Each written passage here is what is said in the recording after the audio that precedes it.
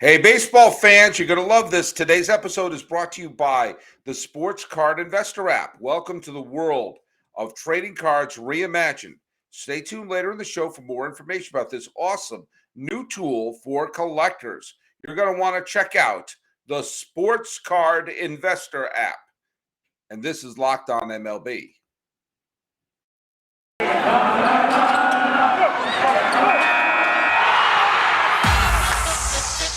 You are Locked On MLB.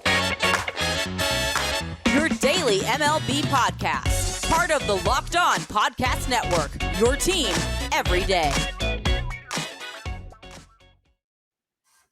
Hello, baseball fans, and welcome to Locked On MLB, part of the Locked On Podcast Network, where it's your team every day. This is the daily podcast we talk about all of Major League Baseball.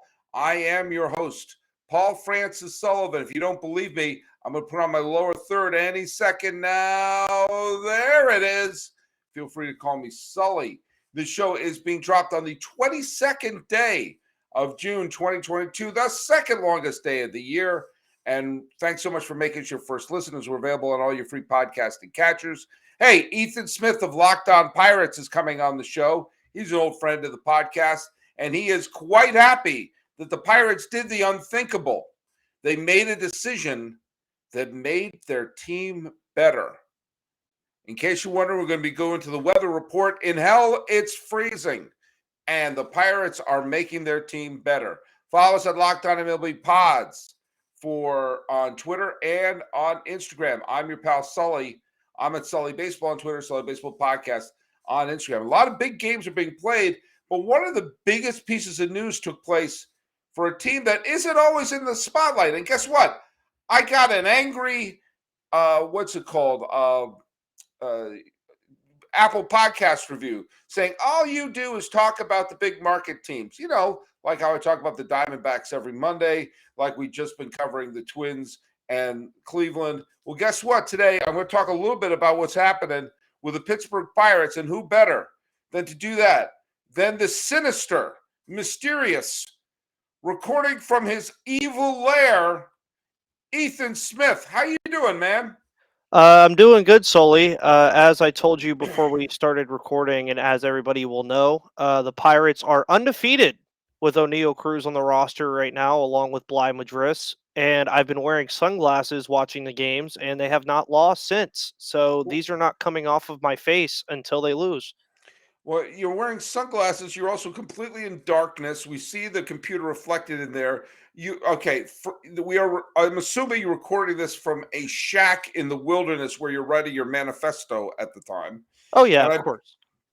And I've been following you. You know that. I've been following you, and you have been screaming for Oneil Cruz to be brought up to the Pirates, and it seemed like they brought everybody else up, including digging up the corpse of Honus Wagner before bringing it up Oneil Cruz. Now, folks, let's have Ethan Smith, the notorious Ethan Smith, tell us a little bit about Oneil Cruz and why you've been wanting him on the Major League roster in Pittsburgh for so long.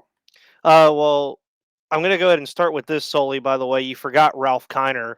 He got called up before him as well. But Oneil Cruz, first of all, 6'7" shortstop, much like Aaron Judge. He's a tall being. In his first game in 2022, which was not his MLB debut, because if we remember last year, he hit his first MLB home run near the end of the year against the Cincinnati Reds. He not only had the fastest exit velocity hit of any Pirate this year, he also had the fastest sprint speed of any Pirate this year, and the fastest thrown ball by any position player on the Pirates this year, all in the first 5 innings of being on the team in 2022. Of course, the Pirates win 12-1 Monday night. They win 7-1 last night. And Oneil Cruz, in every single game he has played at the major league level, has a base hit. So far this year, 5 RBIs. I think it speaks for itself in terms of what Oneil Cruz is doing already for this baseball team.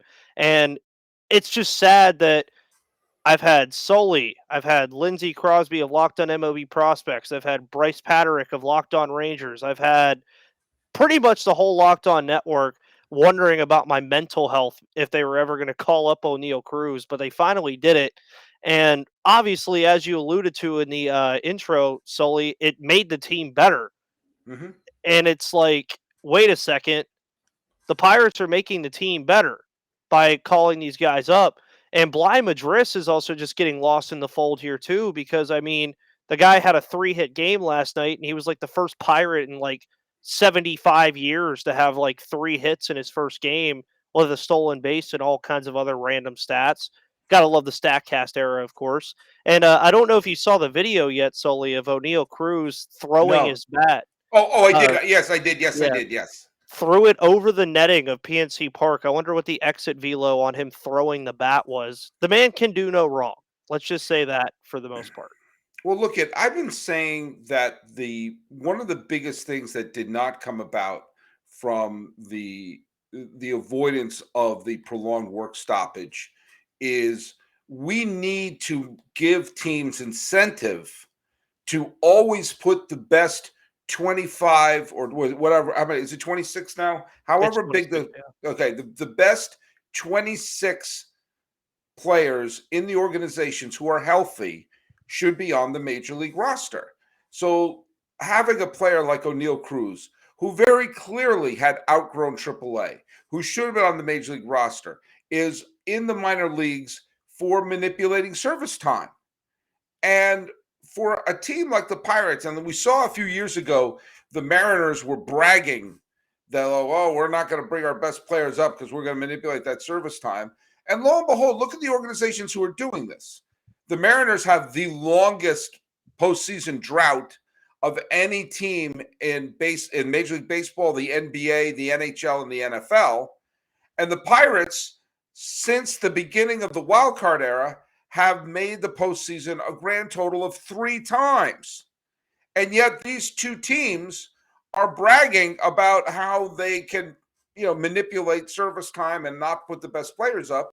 It behooves the quality of the game to know that the major league teams are filled with the best players. Now, yes, I can understand wanting to make sure that you don't rush all your prospects up.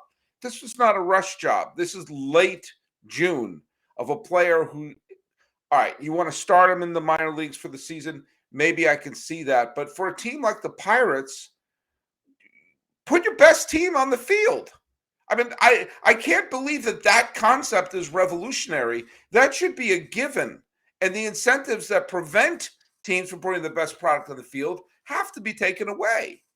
Yeah, 100%. And the thing that I think it gets even more infuriating about it is before that 9-game slump that the Pirates had about a week and a half ago where they lost to St. Louis, Detroit, and Atlanta. Imagine if Oneil Cruz was on this roster around that point. Imagine if that 9-game slump doesn't happen. They're 28-37 right now, which isn't, or 29-37, something like that right now. Right. You take, say they win 3 of those games out of that 9-game stretch. You're not talking wild card, but you're definitely not saying, oh, we're just in the gutter right now. And again, they're a 3rd-place baseball team right now in the NL Central. Is that bragging a lot? Not really, because the Reds and the Cubs right now, no offense to our wonderful hosts over there at those shows, and Jeff Carr, our wonderful channel manager here at Locked On MLB, but the Reds and the Cubs stink. It's not like a hidden commodity at this point. And this is one thing that I think the Pirates, in this form of the youth movement and the rebuild and getting back to a competitive atmosphere, need to do. Right now, the Cubs are a worse team than the Pittsburgh Pirates. Yes. If you would have told me that before I went into this year, I would have laughed in your face. I would have told you were stupid. But beating teams that you are better than right now and should be beating, to me, is the first step into the Pirates eventually being a competitive team again. And they're taking those necessary steps against Chicago right now, outscoring them 19-2 in 2 games with Oneil Cruz in the lineup. Well, keep this in mind also, how fast things can turn around this division. Last year, around this time, the Cubs were in first place after winning the division in the COVID season and after being a regular in the postseason 2015, 2016, obviously 2017, and being a wild card team in 2018. They missed it in 2019, but they were back in the playoffs in the truncated season of 2020, and we're a first-place team into June before they had one slump and immediately put 2 sticks of dynamite in the team. Cincinnati was tied for a wild card spot in mid-September. With only 3 weeks to go, they were tied for a playoff position. And now both of them are minor league teams. The Cubs are a minor league team. The Reds are a minor league team. And all it really takes is a slump from either Milwaukee or St. Louis. And suddenly the Pirates could look at themselves and say, we may have not saying a great chance, but at least an outside shot. And there are 2 ways you do that. And I talked about this ad nauseum in the offseason. But when there are major league players just sitting there available, no one's signing them, and you're the Pirates, and you can put a major league player at each position, go ahead and give it a shot. Worst thing that happens, you DFA them. The best thing that happens, you catch lightning in a bottle. But the other thing is you have your best players on the field. And take a look at what has happened in just the last, week or so. Not only do you have Oneil Cruz having that dynamic debut of this year and having a terrific game again today, but you have Sawinski hitting 3 home runs in one game, including the walk-off shot against San Francisco. Well, guess what? Sawinski is 23 years old. Oneil Cruz is also in his early 20s. Brian Hayes is in his 20s. You have, Diego Castillo, not a great player, but he's in his 20s. Michael Chavis in his 20s. Perez in his 20s. Brian Reynolds in his 20s. How many young players do you have on this team? And one thing that I cannot claim that I'm a Pittsburgh fan, but I get a sense of one thing Pittsburgh fans like are young players playing above their heads. And maybe, I don't know, just maybe you can make the team appealing this summer and say, hey, come see the Pirates. They may not win the championship, but they're young, exciting players and get on the ground floor. Yeah, and I think that's what the Oneil Cruz effect is going to eventually have and already kind of does is, they're trying to sell tickets, and Oneil Cruz is going to sell you tickets. How often are you going to get to see a guy who's 6'7" play shortstop and do the things that he does on a daily basis? Not just like, oh, he hit a ball 110 miles per hour one time and that was it. Almost every single time the ball comes off of his bat, he's hitting it 110, 111 miles per hour. He already has 3 of the top 5 exit velocities on the Pirates, and he's been on the team for 2 games. That's not easy to do. Now, I will say he's going to have to get used to not seeing fastballs. I'll go ahead and tell him that, because if somebody gives him a hanging fastball, it's going to end up in the Allegheny River, which I don't think anybody wants to happen, but that's just dangerous. And the fact that he already has that kind of reputation at the major league level, and he's played a grand total of 4 games at the major league level in his career is nuts. And I'm not saying Oneil Cruz is like this generational guy that's going to be the next Juan Soto, but who knows? He could be you a never regular. know. You never know. And do you know what this reminds me of? I used to be when I was a teenager, and there would be a hot young prospect. Now, sometimes I would buy tons of baseball cards of top young prospects. I think I have way too many Greg Jeffries cards in my possessions. But I have a bunch of Ken Griffey Jr. cards. I got a young Maurice Vaughn.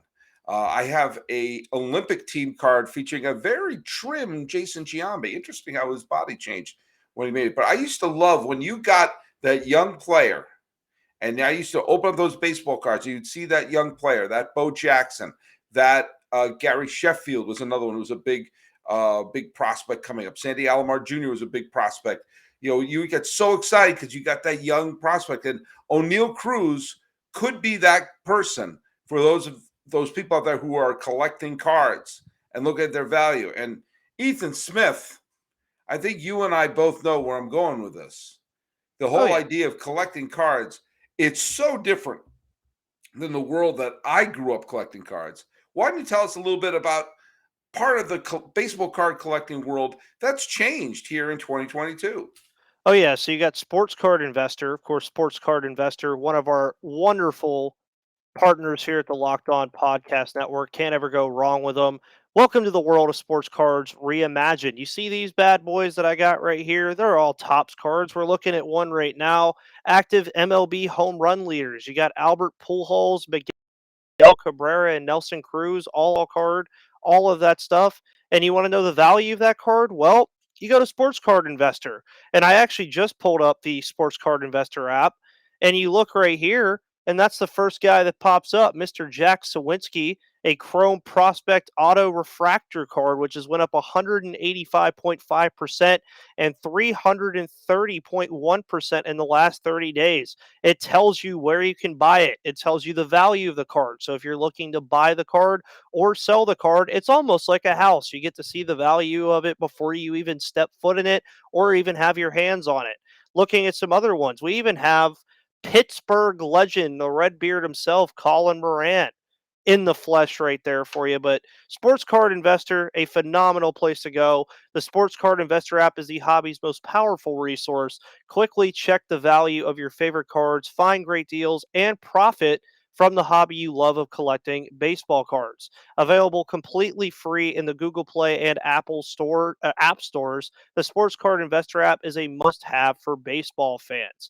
It's completely free, and you can easily browse over 630,000 cards from every sport with hundreds more added each week. So check the latest values of your favorite cards with 7-day or 30-day charts and find the best prices and buy directly through the app with our eBay deals feature. By the way, download the Sports Card Investor app today. Again, it's available for free. Again, in the economy we live in, it's free in the Google Play and Apple app stores, or go to sportscardinvestor.com/locked on, which is actually a /, by the way. Backslashes don't exist in this world of the internet. But again, go get you some baseball cards. You know, they're always fun to have. They're a good coaster if you get the really cheap ones. You know, you never know. But this Jack Sawinski card, by the way, is actually really awesome. Well, look, I got one more thing to say about that. On live NBA draft show is not enough for the Locked On Network. One isn't enough. We got the entire NBA channel going live on NBA draft night. So if you're an NBA team is going to make a draft, you can subscribe now to the Locked On YouTube channel to get notified when they go live on NBA draft night. Now, the NBA draft is starting on this Thursday. And for those of you keeping track, I am currently projected to go number 44 to the Atlanta Hawks. So keep your eye out. Your pal Sully may be in a Hawks jersey next year. Cross our fingers. This could be the year I finally get drafted. Hey, while you and I have been talking ever so pleasantly, the Pittsburgh Pirates defeated the Chicago Cubs, and it wasn't even close. It wasn't even close. The final score was 7-1. Now, you know, we alluded to the fact that the Cubs are not a good team, but you know what? If the Pirates want to make any movement, and they're 11 games under 500. No one's talking about them being a wild card team, but it would go a long way, I think, if they avoid a 90-loss season. I think if they avoid a 90-loss season, they've got prospects in there. Obviously, they'll probably make a trade. They'll trade away players who are about to go into free agency, so they're going to get something in return for them. But the fact of the matter is, I do think that if the Pirates finish this year avoiding 90 losses, and you take a look at some of the foundational pieces that they're having with this team, and they made the investment to keep Hayes for the next bunch of years, that you could look at them as a team and say, hey, look at the Cubs and the Reds aren't anywhere near where they're supposed to be. The Brewers are a type of team that isn't going to have a gigantic window of opportunity. And, okay, the Cardinals are always going to be contenders, but they've had slumps before.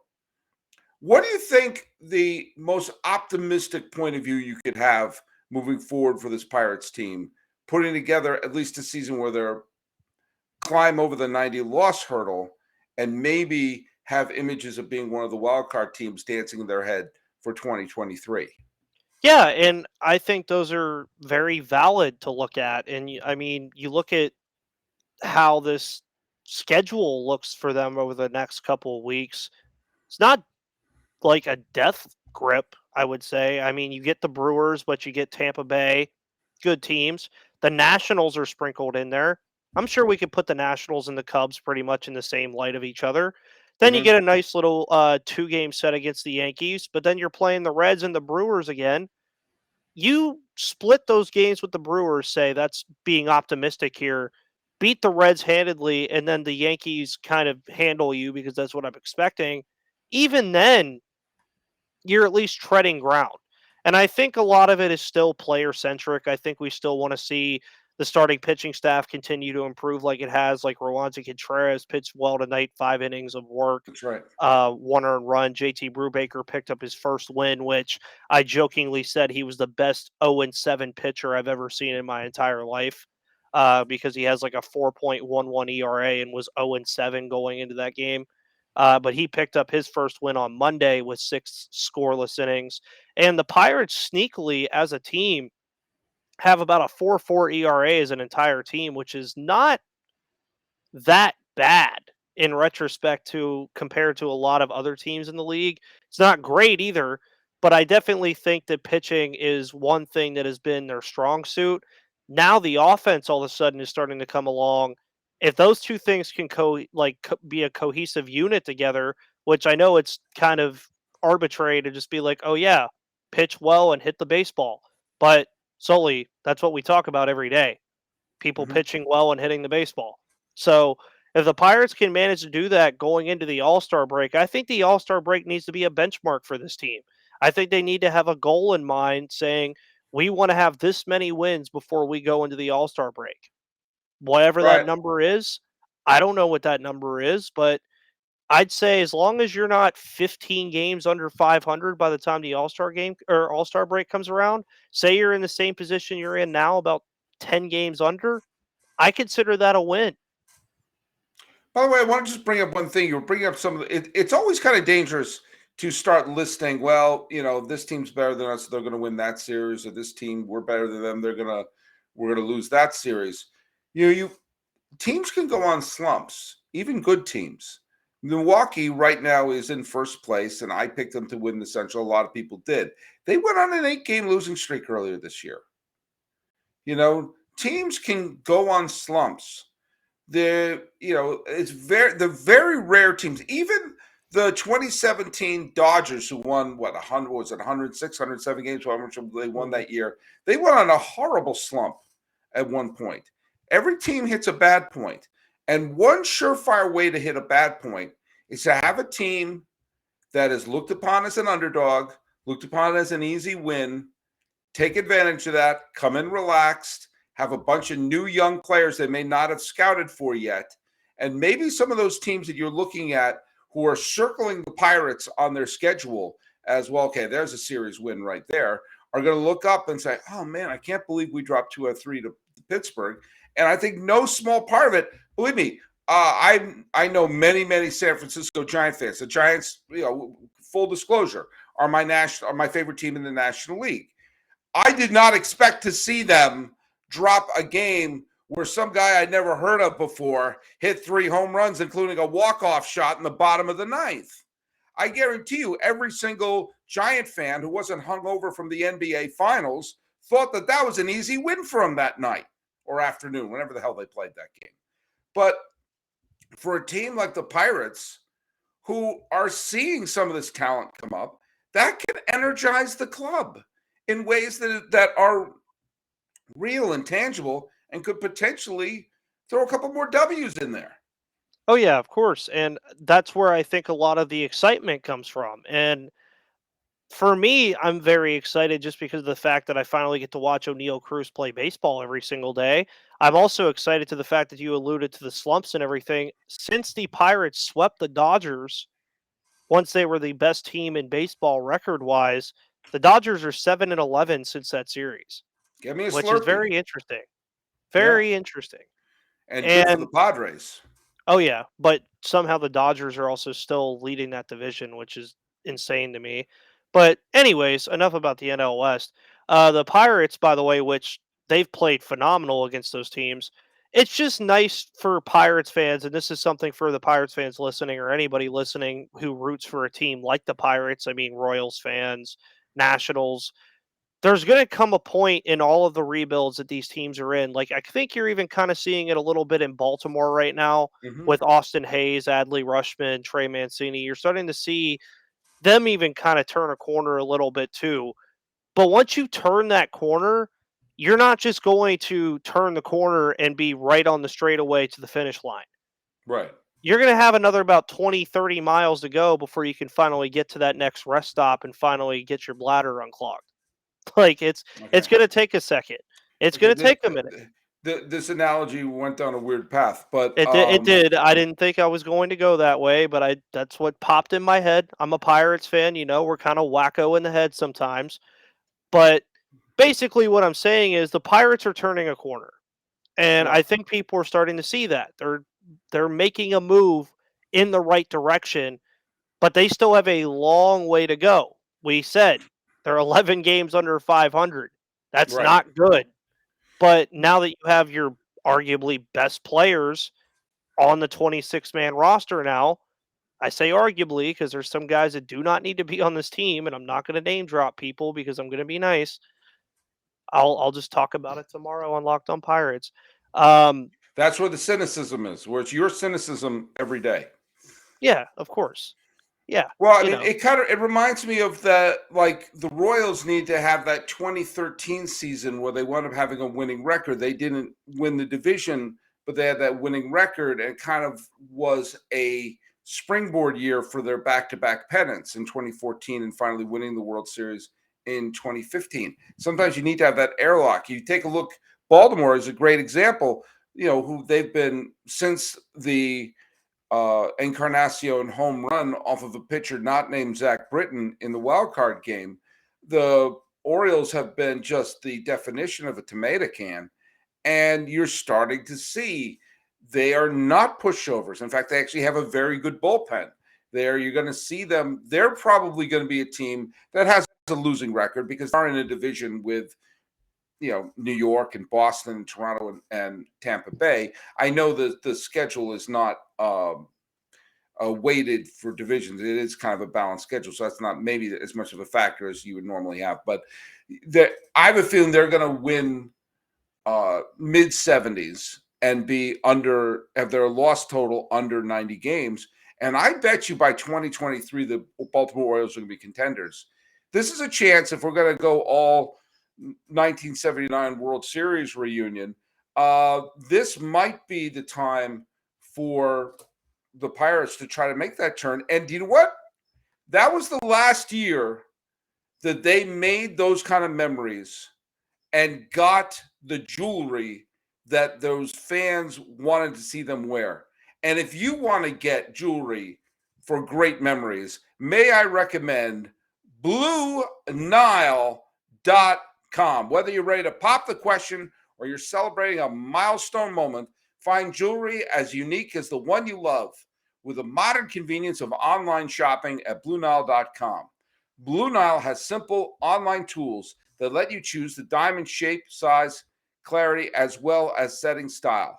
Blue Nile's bench jewelers will handcraft their perfect engagement ring for your loved one to have and cherish. Each ring is one of a kind. Make your moment sparkle with jewelry from BlueNile.com, and Locked On MLB listeners will get $50 off any purchase of $500 or more. This podcast exclusive includes engagement rings. I know you didn't think it would, but it does. Use code Locked On. That's code Locked On. Every order is insured, ships for free, and arrives in discreet packaging that won't give away what's inside. Shop stress-free and find your forever piece. Go to BlueNile.com today.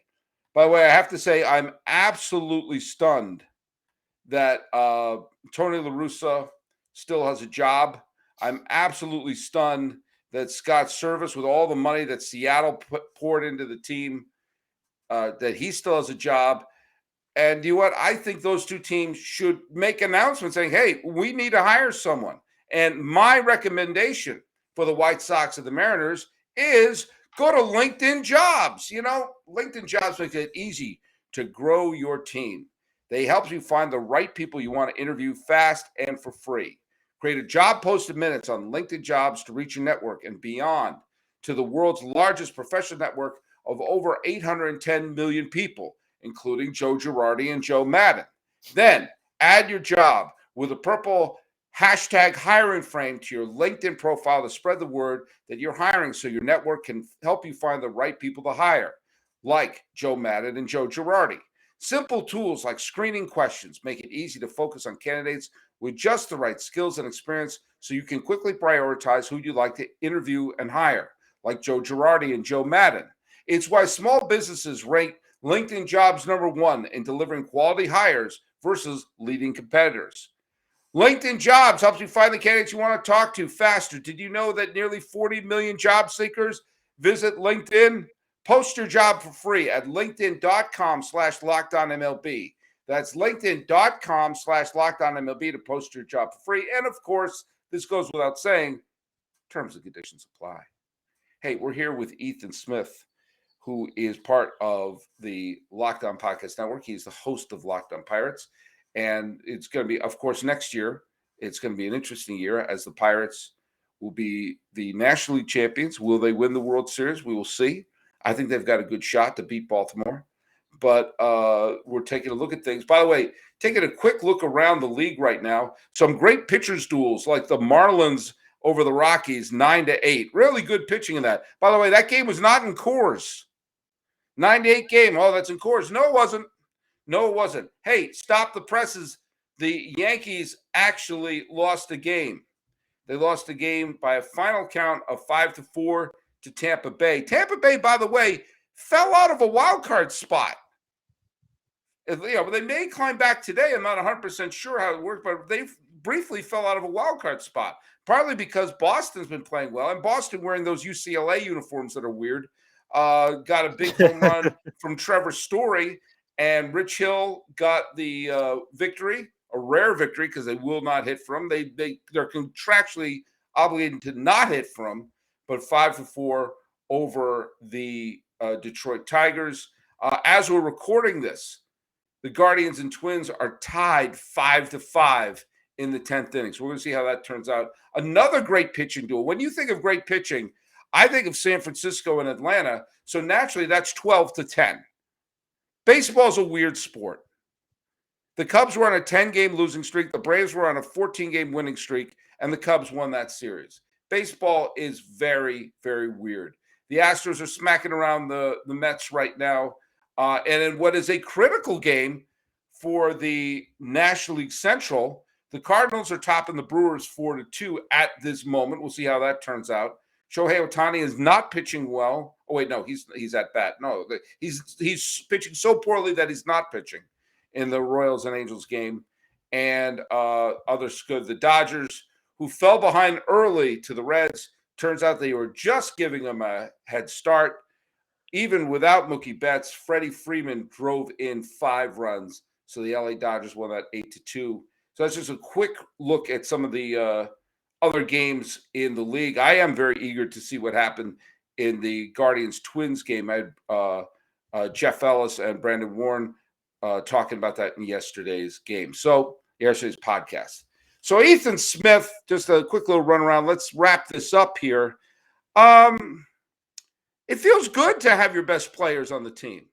To have, because we were worried about you. In fact, this was going to be a lockdown crossover intervention if they didn't call him up soon. But now you're seeing them putting the best team on the field. This is probably going to make the rest of 22 at least interesting and with sparkles of hope. Oh, yeah. And I mean, you're talking about I get to watch Key Brian Hayes every day. I get to watch Oneil Cruz, Brian Reynolds, David Bednar, Ronzi Contreras. Last year, I was watching John Nagowski play first base. Yes. Never forget Pirates legend Todd Frazier Yes. was a first baseman in spring training last year. Pirates have moved on from that a little bit. Now, I will say for Pirates fans, it's going to get a little interesting here in about a week or two because Kevin Newman, Ben Gamel, and Yoshi Tsutsugo are all on rehab assignments at AAA at the same time, which means more than likely they're all going to come up around the same time. So the Pirates are going to have some real decisions to make with these veterans on if they just bring them back up and move a guy down, or if they say, hey, Buck, you're out. And I'll be honest with you, Sully, if it was up to me, I'd pick the latter. Of those three guys I told you that I just named, Ben Gamel is the only one I want back because the dude is a firecracker in the outfield. He catches everything. It's great. Kevin Newman, I've seen enough. Former first-round pick, I'm done with it. I don't care. I have Oneil Cruz at shortstop now. Do I really need Yoshi Tsutsugo to come play first base for me when Bligh Madris is hitting the ball everywhere imaginable at PNC? No. And Michael Chavis is drawing 3 walks in a game, and Daniel Vogelbach draws 2 tonight as well. I don't need it. I don't. Honestly, I'm so past not seeing these guys play that I'm so used to seeing the young guys play now that if they try to bring these veterans back and let them play, I might just get really angry. Well, you also could take advantage of some of these contending teams that are having injuries. Newman's an infielder. Ozzie Albies is injured. Newman is a major leaguer. Is he a great major leaguer? No. But last year, the Braves really thrived in picking up major leaguers to fill in gaps. Is Kevin Newman an all-star? No. But if you come up to the Braves and say, hey, look it, take Kevin Newman off our hands, give us, Jesus, I don't know, tickets to see Reba McEntire. I don't know what you get. You don't have to get even much back in return. You're allowing the young players to play in so many ways is what you're getting in return. So anything you get for a Kevin Newman is almost a bonus. And for a team like Atlanta, I'm just pulling it out because Albies got injured recently, and Newman can play shortstop on second.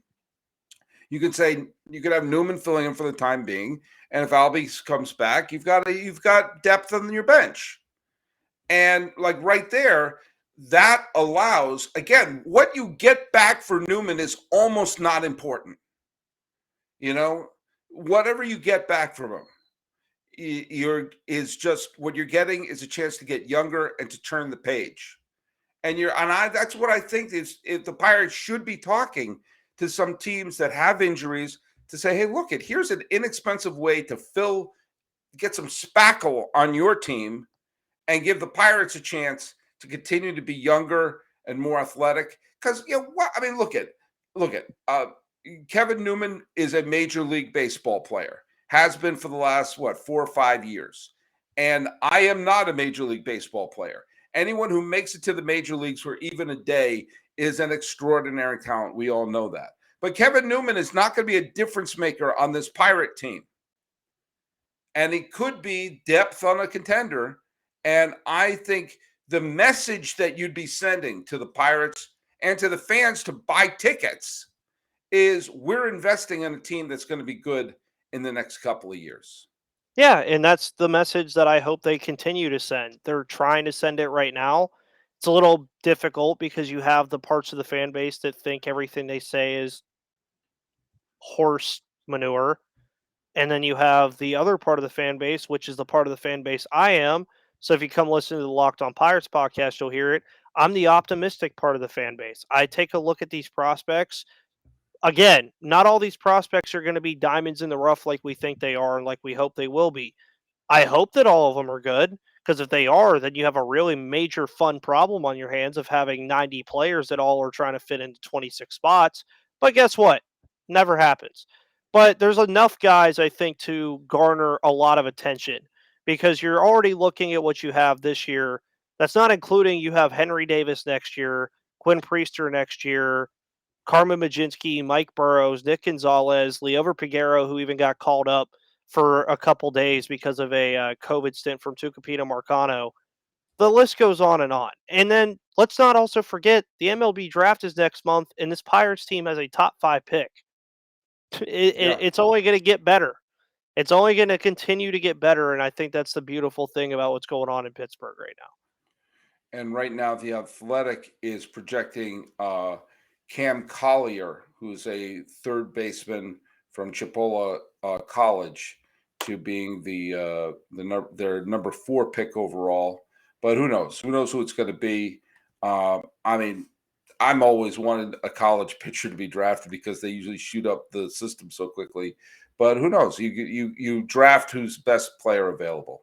And if I'm going to be drafting Pittsburgh podcasters, the best podcaster available in the draft is Ethan Smith. Hey, Ethan, tell people where they can listen to your fantastic show. Same place you listen to Sully all the time. You can listen to me on YouTube. We actually just surpassed 300 subscribers yesterday. Thank you guys for that. You can also listen on Spotify, Apple Podcasts, Odyssey, Stitcher, Megaphone, pretty much anywhere you find a podcast. I probably will pop up. Just look up Locked On Pirates. Follow me on Twitter at MVP_Ethan and at Locked On Pirates for all of your news on the Pittsburgh Pirates every single day. And you can follow us at Locked.MLB Pod, same handle for Instagram.